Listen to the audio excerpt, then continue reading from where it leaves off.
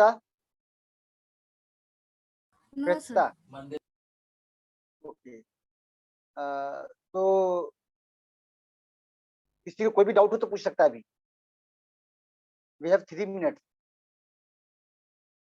अभी 3 मिनट हम रिवीजन कर सकते हैं। तो if anyone having any doubt kindly let me no.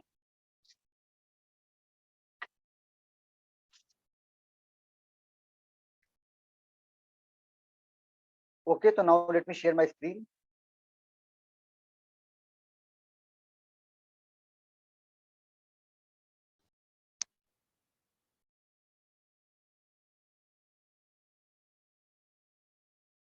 Yes, process synchronization. So this topic we were discussing in the last lecture. We'll continue from here. So process synchronization, I told you, तालमेल बैठाना है process के बीच में, जिस तरीके से हमारा inconsistent result produce ना हो। तो all these points we have discuss how we get inconsistent result in case in the lack of process synchronization. Then after that we studied what lock variable, exclusion, bounded weight, lock variable. Yes. So if anyone having any doubt in lock variable, I have written each and every point how this lock variable synchronization mechanism fails to provide mutual exclusion. Yes. किसी को कोई doubt तो पूछ सकता है। मैंने कल last class में इसको एक्सप्लेन किया था।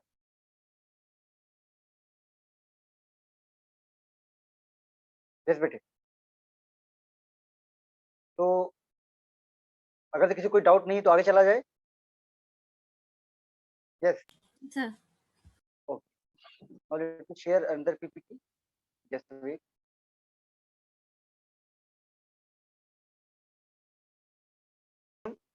क्यू को रेडी क्यू को बहुत सारे क्यू में डिवाइड कर देते हैं। Each queue has its own scheduling policy. तो इसको हमने इस पे न्यूमेरिकल भी किए थे हम। यहाँ तक तो क्लियर है?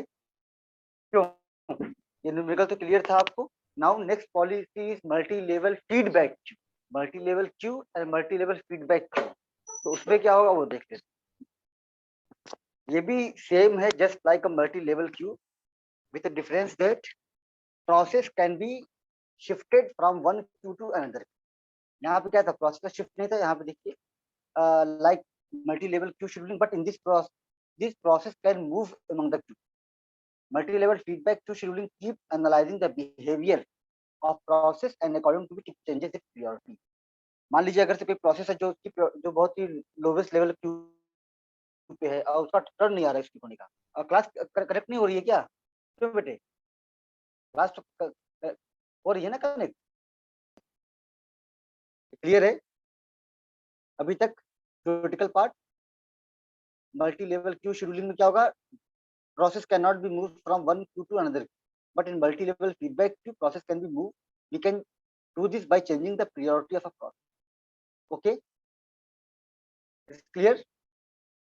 आमना, Amna Shahid. Yes sir. So now let me move to the next point. So one implementation of multi-level feedback queue scheduling, in short we call it MFQS, है ना? So multi-level feedback, when the process starts executing, then it first enter in Q1. In Q1, process executes for 4 units, and if it completes in this 4 unit or it gives CPU for IO operation, then in this 4 unit, then the priority of this process does not change, and if it again comes in ready queue, then again it starts its execution in Q1. तो इसका मतलब ये है कि अगर से process, because हमने कहा था Q1 राउंड रॉबिन फॉलो कर रहा है, Q2 भी राउंड रॉबिन फॉलो कर रहा है, with the difference then the value of time quantum. Time quantum, the value of time quantum in Q1 is 4 and the value of time quantum in Q2 is 8 unit.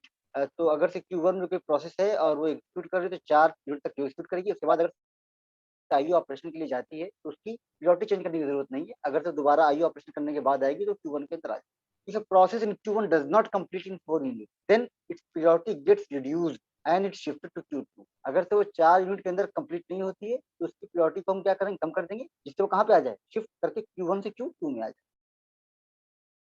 Above points 2 and 3 are also true for Q2 process, but the time quantum value क्या है, 8। जहाँ भी वो 8 second के लिए use execute होगी, अगर से कंप्लीट हो जाएगी तो okay, otherwise it is again shifted from Q2 to Q3। In the last queue, processes are scheduled in SPFS manner. A process in lower priority queue can only execute only when higher priority queues are empty. इस पे numerical हम करेंगे.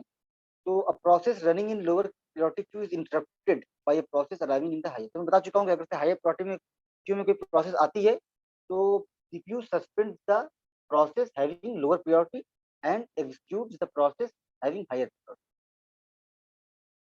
तो problem in the above implementation क्या हो सकती है? A process in the lower priority queue can suffer from starvation due to some short process tracking all the CPU time. Solution क्या इसका है? A simple solution is can be to boost the priority of all the process after a regular time interval. तो जैसे हमने कहा कि भाई after 30 minutes you have to check all the process and then you have to increase or decrease the priority of the process regularly after 30 minutes. उसमें क्या होगा? अगर से ऐसी प्रोसेस जिसका टर्न कभी नहीं आ रहा है, जिसकी प्रायोरिटी बहुत ही लो और उस वो compete कर रही है हायर प्रायोरिटी प्रोसेस, अब वो एग्जीक्यूट हो नहीं पा रही है because of the lower priority या लोवेस्ट प्रायोरिटी. तो in that scenario just increase the priority of that lowest priority जो प्रोसेस होगी, जिससे उसकी प्रायोरिटी इंक्रीज कर जाएगी और वो एग्जीक्यूट हो जाएगी. तो एग्जांपल लाइक यहाँ पे consider system which has CPU bound process. तो यहाँ पे गिवन है क्या? CPU bound process, no IO bound process which requires the burst time of 40 second. The multi-level feedback queue scheduling algorithm is used, and the queue time quantum 2 seconds, and in each level it is incremented by 5 seconds. Then, how many times the process will be interrupted, and on which queue the process will terminate the execution? So the question is, suppose a process having burst time 40 seconds. एक process आता है जिसका burst time 40 seconds और वो multi-level feedback queue में आता है. तो अगर से एक पहले क्यू में आएगी तो उसका टाइम क्वांटम क्या है? 2. उसके बाद वो क्या होगी? शिफ्ट कर देंगे Q1 से Q2 के अंदर. Now when we shift the process from Q2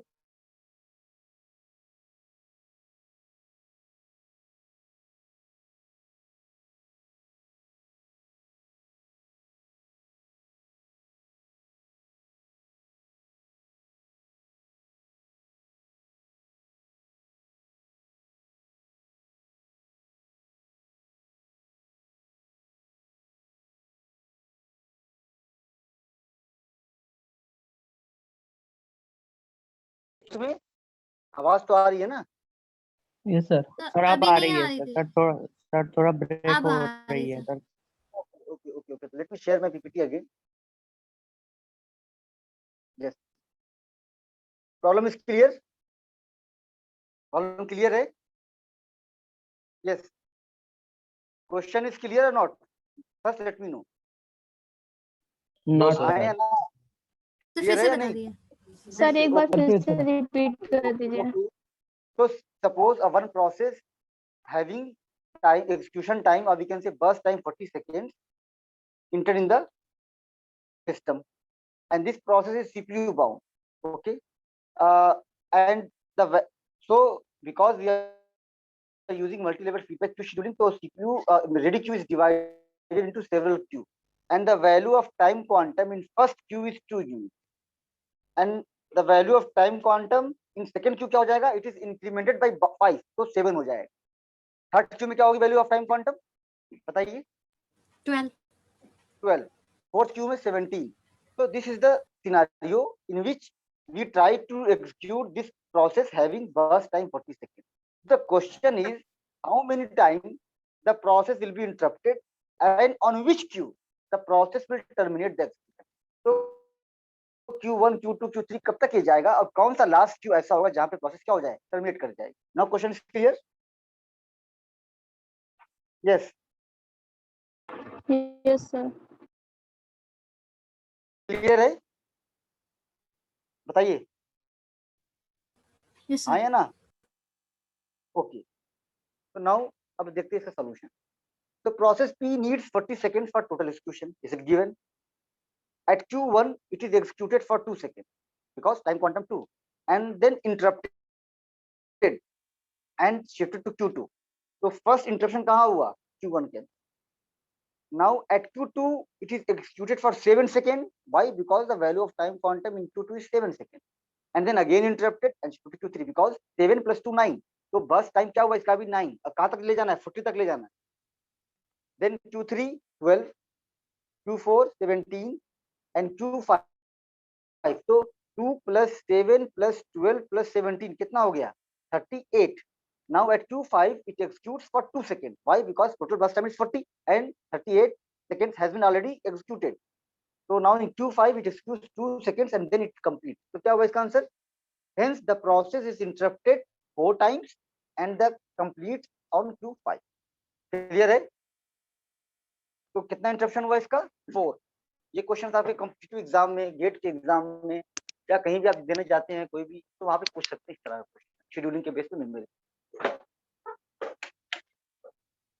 clear है? यस. Yes, sir. ओके. तो this is multi level feedback Q sheet.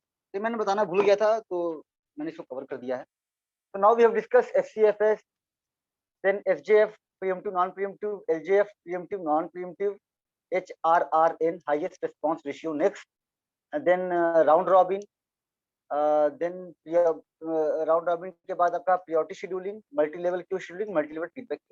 Okay, I think 8 scheduling algorithm we have discussed. So advantage क्या है? More flexible, always different process to move between different queues. It prevents starvation because we are changing the priority of the process. So starvation कभी नहीं हो सकता है.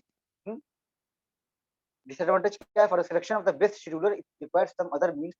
अब भाई कौन सा शेड्यूलिंग पॉलिसी किस क्यू के अंदर यूज करना है, ये एक रिसर्च का इशू है. It produce more CPU error and it is most complex algorithm. So this is about scheduling algorithm. Now let me share my PPT, that is inter-process communication. Just wait.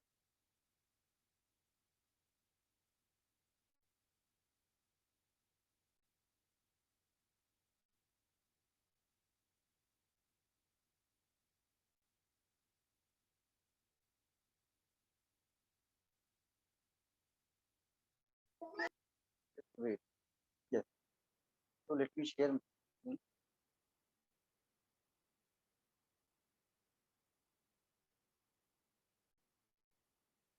Not visible?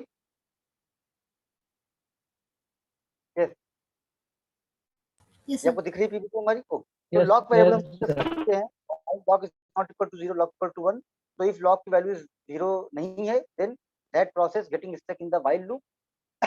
And when the block value is 1, it means critical section is not empty, someone is there. तो ये हम आपको बता चुके थे. Working initially क्या होता है, कैसे होता है, फेल्योर कैसे हुआ है, इसमें बताया था मैंने कि after when log value of lock is 0, failure यहाँ पे क्या हुआ था, यहाँ पर नोटेशन, यहाँ पर फेल्योर हुआ था कि अगर से प्रोसेस आती है P1 और उसने चेक किया लॉक की वैल्यू क्या थी हमारे पास 0, तो क्या होगा, प्रोसेस P1 इंटर कर जाएगी कहाँ, यहाँ पे आ जाएगी. Now after checking the while condition, this process P1 goes for IO. Yes, some interrupt occurs. So now when process P2 will come, because P1 ने क्या किया, लॉक की वैल्यू 1 नहीं की, लॉक की वैल्यू 1 करने से पहले ही goes for IO operation. So lock value is still 0. Now P2 come and P2 check, yes, lock value is 0. It will also enter in the critical section and change the value of lock to 1. It is done by P2. And then P2 enters critical section. But now when after completion of IO by P1, P1 again come here and check the value of log is 1. So it means यहाँ पे क्या है, इसको तो 1 किया है. So now it is again P1 यहाँ पे भी आ जाए. This is the against the critical section. तो condition होती है कि only one process is allowed to enter the critical section. Okay? Clear है? Yes. बताएं बेटे. So this is the failure mechanism. Lock variable is not. तो problem कहाँ पे आ रही है कि ये लॉक और ये कंडीशन जो है while loop and lock, these two condition अगर से हम एक लाइन में कर दें, one line, not in separate line, तो कंडीशन दूर हो सकती है. इसका मतलब है कि लॉक की वैल्यू चेक करने के बाद अगर से लॉक की वैल्यू 0 नहीं है तो प्रोसेस P1 इमीडिएटली लॉक की वैल्यू 1 कर, है ना, उसके बाद फिर जहां जाना है वहां चला जाए. ठीक है, ये first of all try to understand the gap, कहाँ पे प्रॉब्लम थी. तो लॉक वेरिएबल मैकेनिज्म में तो प्रॉब्लम क्या थी कि lock is not equal to 0 and lock is equal to 1. These two instructions are different. P1 ने एक इंस्ट्रक्शन एग्जीक्यूट की, उसके बाद वो IO के लिए जा सकता था, बट अगर से हमने इन दोनों इंस्ट्रक्शन को एक साथ कंबाइन कर दिया है कि अगर से P1 लॉक की वैल्यू चेक करने के बाद लॉक की वैल्यू उसको अपडेट करना ही करना है, चाहे 0 या 1, तभी वो IO के लिए जा सकता है. ये प्रॉब्लम हमें दूर हो सकती है. This is known as test and set instruction. ये फेल्योर है. Now second one, lock variable failure of the mechanism. यहाँ पे मैंने बताया हुआ है कैसे हुआ. Now test and set lock. यहाँ पे क्या है, टेस्ट एंड सेट लॉक.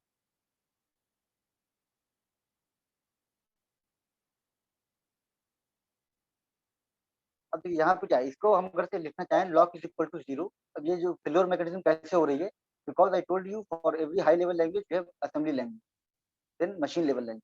तो यहाँ पे जैसे हमने यहाँ यूज किया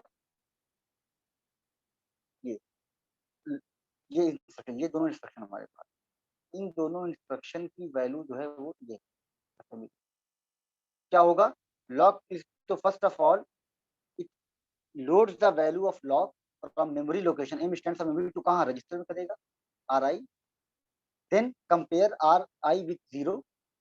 अगर से दोनों क्या है, 0 नहीं है तो कहाँ चला जाएगा, jump.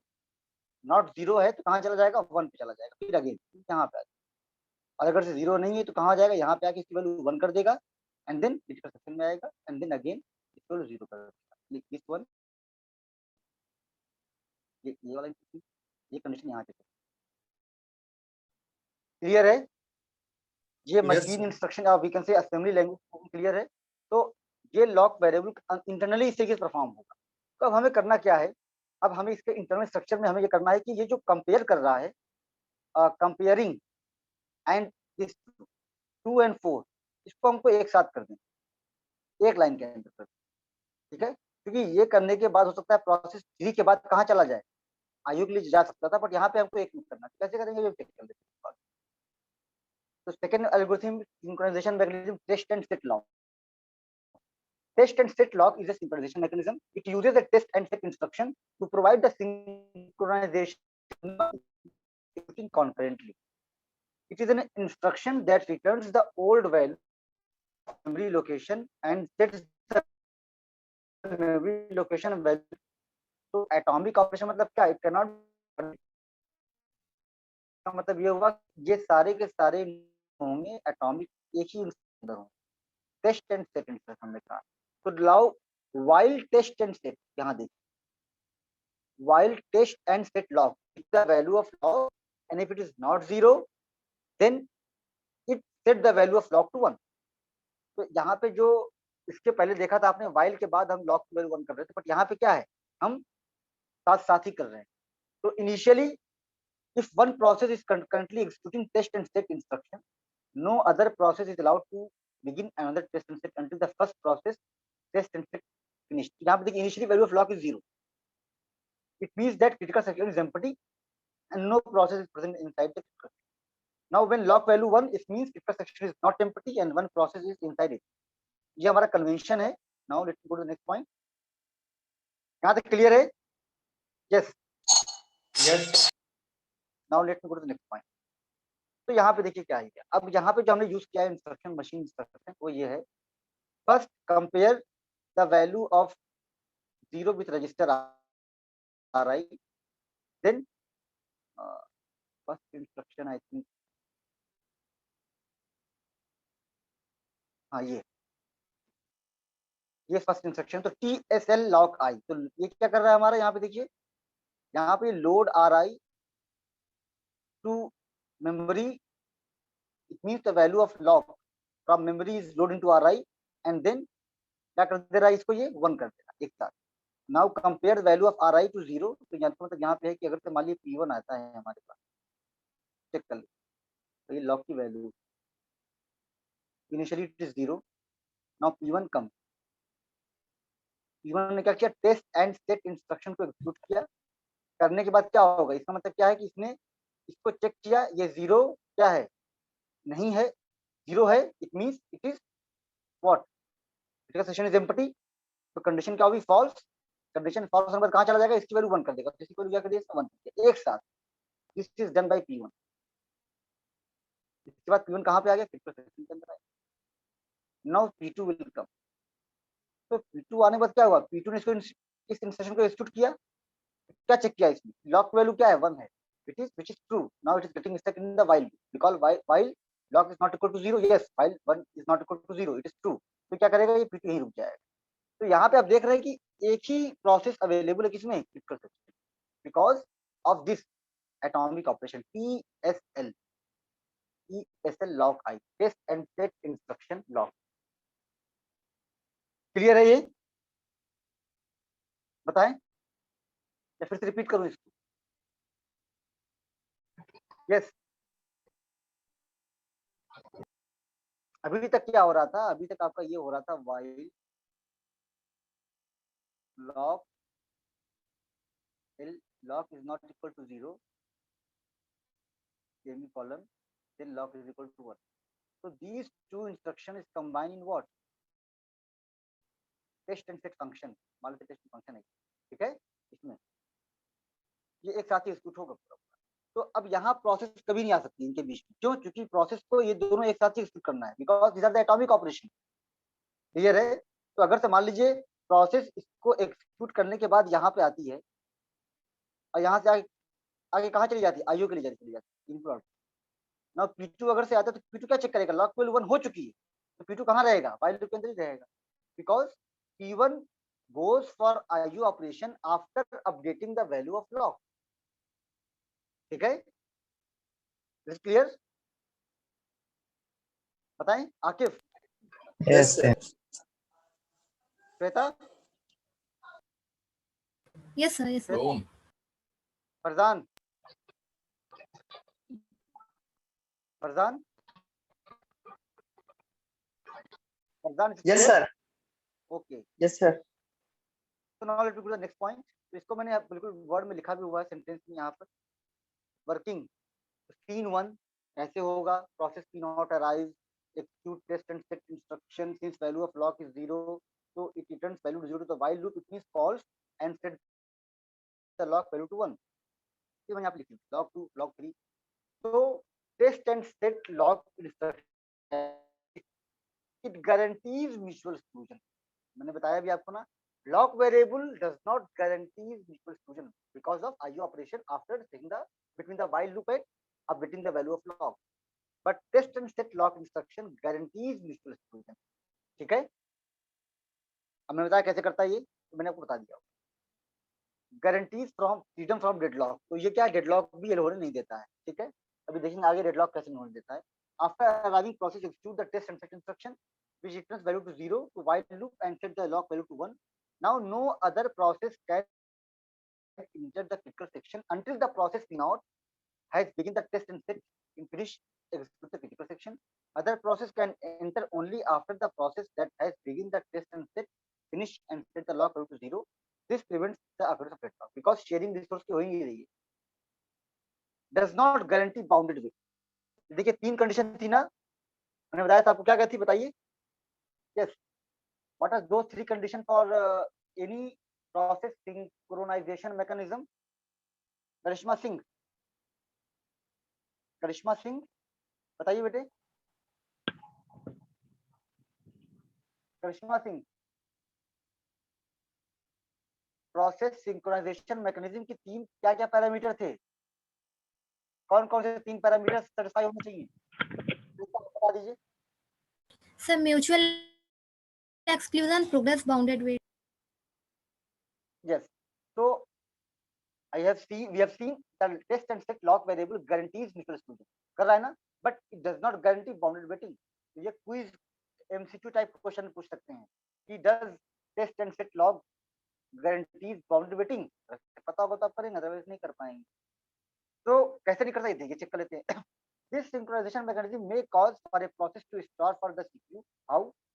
there might exist an unlucky process which when arrives to execute the critical section finds it busy, so it keeps waiting in the while loop and eventually gets preempted when it gets reached। इसका तो क्या हुआ कि जैसे मान लीजिए कि process, मान लेते हैं कि आकिफ हमारे पास असाइनमेंट चेक करने के लिए आ रहे हैं, और मैं असाइनमेंट मान लेते हैं किसी फरजान का असाइनमेंट चेक कर रहा हूँ।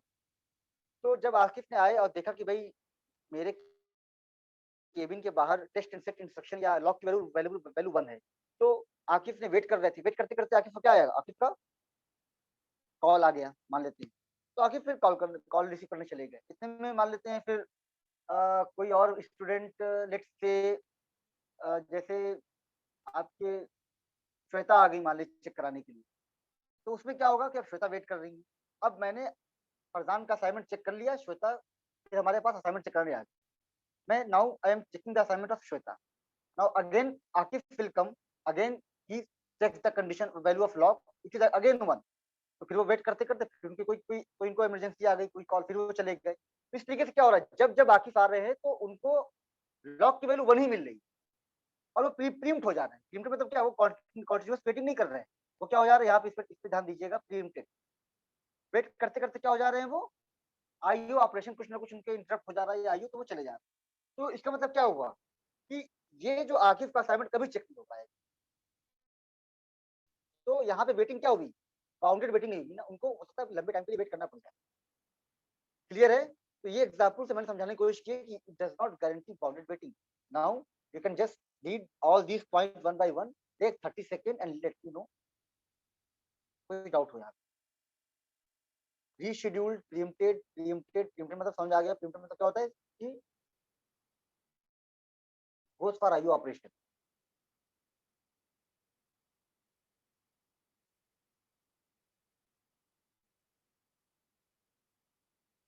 All the points are clear?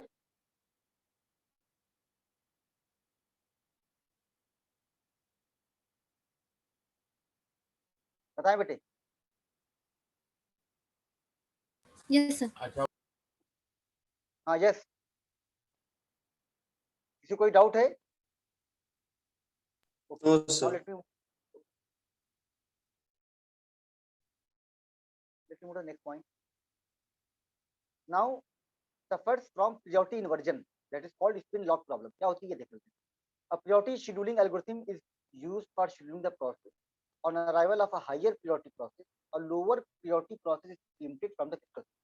ये तो understood है कि whenever a system having higher a higher priority process, so if you suspend the lower execution of lower priority process and execute the higher priority process, but higher priority process comes to execute the critical section, but synchronization mechanism does not allow it to enter the critical section. Why? Because before lower priority, क्यों? क्योंकि lower priority process cannot be executed before the higher priority process completion, thus execution of both the process is blocked. तो मतलब क्या है कि अब हमने जो ओवरऑल आइडिया ये है कि प्रायोरिटी जिस प्रोसेस की हायर होगी वो पहले एग्जीक्यूट होगा, बट लोअर प्रायोरिटी की प्रोसेस क्या है, वो क्रिटिकल सेक्शन के अंदर है। ठीक है, और क्रिटिकल सेक्शन के अंदर है तो हायर प्रायोरिटी क्या है, उसके अंदर जा नहीं सकता क्रिटिकल सेक्शन के अंदर, और लोअर प्रायोरिटी सीपीयू एग्जीक्यूट नहीं करेगा। क्यों? क्योंकि उसे पता है कि हायर प्रायोरिटी की प्रोसेस आ चुकी है। तो इस तरीके से क्या हो रहा है, ना तो हायर प्रायोरिटी प्रोसेस एग्जीक्यूट हो पा रही है और ना ही लोअर प्रायोरिटी प्रोसेस हो पा रही है। That is called priority inversion, और other words it is called spin lock problem. Now second mechanism is turn variable. तो अभी तक हमने क्या पढ़ा, lock variable, then test and set lock instruction. Now third mechanism is what, turn variable. So turn variable is synchronization mechanism that provides a synchronization among two processes. It uses a turn variable to provide synchronization. क्या होगा इसमें? Initially value of turn is set to 0. Turn value 0 means it is the turn of process P0 to enter the critical section, and turn value 1 means it is the turn of process P1 to enter the critical section. तो value 0 का मतलब क्या है? P0 is allowed to enter the critical section, and turn की value 1 है, इसका मतलब क्या है? P1 is allowed to enter the critical section. ऐसा का टोकन है, टोकन दे दिया हमने, 0 दिया है तो आप आ जाएंगे, 1 दिया है तो P1 आ जाएगी। तो this is the pictorial view of turn variable synchronisation algorithm और मैकेनिज्म। तो process P0 while turn is not equal to 0 empty section, then critical section, then turn equal to 1 empty section. तो process P0, use annotation, process P0 enter the entry section. यहाँ पे क्या check किया है, turn की value check की, अगर turn की वैल्यू 0 नहीं है तो क्या होगी, क्रिटिकल सेक्शन में आ जाएगी। Now after finishing its execution it update the value of turn to 1 and P1 क्या करेगा, इसका अपोजिट, P1 क्या चेक करेगा, 1 चेक करेगा। 1 नहीं है तो क्रिटिकल सेक्शन में आएगा, now update the value of 0। तो इसका मतलब है कि P0 ने कोई क्रिटिकल सेक्शन में आई, अपने काम को फिनिश किया, करने के बाद इसने टर्न की वैल्यू 1 कर दी, to allow the process P1. Now P1 checks and it is not equal to 1, तो ये क्रिटिकल सेक्शन में आएगा और इसको 0 कर देगा, जिससे P0 फिर दोबारा। तो इसका जैसे आगे मैंने बताया हुआ है, ये scene 1, process P0 arrives, it executes the turn is not equal to 0 instruction. Since the value set to 0, initial value of turn is 0, so it returns value 0. It means false to the while loop. The while loop condition breaks. Process P0 enter the critical section and executes its objective, जो भी इसके लिए इसको design किया गया होगा। Now even if process P0 gets preempted in the middle, process P1 cannot enter the critical. क्या मतलब इसका है कि अगर से P1 critical section के अंदर आ गई and now after critical section अभी फिनिश नहीं हुई है, कहाँ चली गई, IO के लिए चली गई, तो अभी लॉक की वैल्यू कितनी है हमारे पास, 0 है। तो while 0 is not equal to 1, it means true, तो P1 कहाँ चला जाएगा, while लूप के अंदर फंस जाएगा, है ना। तो क्रिटिकल सेक्शन में आने के बाद भी अगर से P1 कहाँ चला जाता है, इसमें यहाँ भी कहाँ चला जाता है, IO के लिए चला जाता है, तब भी क्या होगा, P1 कभी इंटर नहीं कर पाएगा। क्लियर है, दिख रहा है साफ साफ, क्यों दिख रहा है ना साफ साफ ये आपको, बताइए। Yes, sir. Yes, sir. Yes, sir. अगर से यहाँ भी जाएगी तो टर्न की वैल्यू 0 है, यहाँ पे अब नॉट 0 है, तो ये नाउ इसके बाद ये चीज लिखा हुआ है मैंने। तो इसका मतलब क्या है, at one time only one process is allowed in the, so process P1 cannot enter the critical section. Now process P1 arrives, it execute turn is not equal to 1 instruction, since the value set to 0, so it returns 1 मतलब क्या, true, 1 meaning क्या है, true, then stuck in the while loop and इसी तरह चलता रहेगा। तो जैसे ही P1 की वैल्यू 1 हो जाएगी, टर्न की वैल्यू 1 हो जाएगी, कहाँ चला जाएगा, इसमें। बिल्कुल आपका सोर्स कोड, आपकी कोडिंग अच्छी है तो आप इसको ये चीज समझ सकते हैं, बहुत बड़ा नहीं। तो it follows the stick alternation approach, मतलब क्या है, या तो P1 होगा या तो P2 होगा। In strict alternation approach process have to compulsorily enter the critical section alternately whether they want it और नॉट। जैसे क्या है कि अगर से P1 ने P0 ने एग्जीक्यूट किया, यहाँ देखिए, यहाँ पे अब मान लेते P0 को P1 को इसमें नहीं जाना है, इसमें क्रिटिकल सेक्शन के अंदर नहीं जाना, P1 does not want to go in critical section, but P0 ने enter the critical section and set the value of turn to 1। तो जब P1 यहाँ पे आया तो P1 ने क्या चेक किया, चेक किया होगा, किया नहीं किया, because it is a part of source code। या आप critical section का मतलब क्या है, it is a part of your source code। जब P1 ने इसको चेक किया तो क्या हुआ, 1 is not equal to 1, that is false। तो P1 कहाँ चला आएगा, जबकि P1 को कहाँ जाना चाहिए था, सीधे यहाँ से यहाँ जाना चाहिए, because P1 does not need to access for the critical। Clear है। तो यहाँ पे क्या कर रहा है, ये P1 को जबरदस्ती क्रिटिकल सेक्शन के अंदर डाल रहा है। ऐसे P0 भी हो सकता है, P0 इसके बाद नहीं जाना चाहता हो, बट P0 को फिर जाना पड़ जाएगा। क्लियर है, yes, is it clear. Yes. अब देखिए ये लिखा हुआ है यहाँ पे, so this is because if one process does not enter the critical section, then other process will never get a chance to execute again।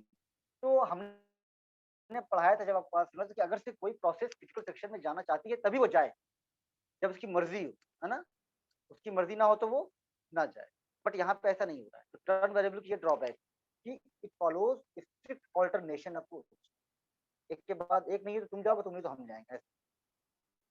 It ensures mutual exclusion, yes, it does not guarantee progress since it follows strict alternation, है ना। Progress में क्या होता है कि कोई process जाना चाहती है तो जाए, अदरवाइज नहीं जाए।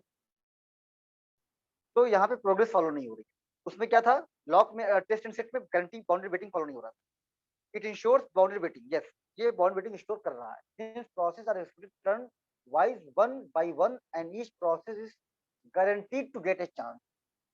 ठीक है, है नहीं भाई, जबरदस्ती चांस तो दे ही दे रहा है, तो वेटिंग तो कम हो ही गई। It ensure process does not start for CPU, it is deadlock free, it is busy waiting situation bye keep the CPU busy when the process is fully waiting.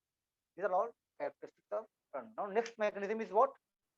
Interest or flag variable, है ना? तो interest variable और we can से flag, कहीं की flag भी लिखा होता है, ठीक है। तो वेरिएबल की वैल्यू चेंज हो जाएगी, यहाँ पर इंटरेस्ट की जगह क्या आ जाएगा आपका फ्लैग, जो चाहे वो कर लीजिए आप, ठीक है।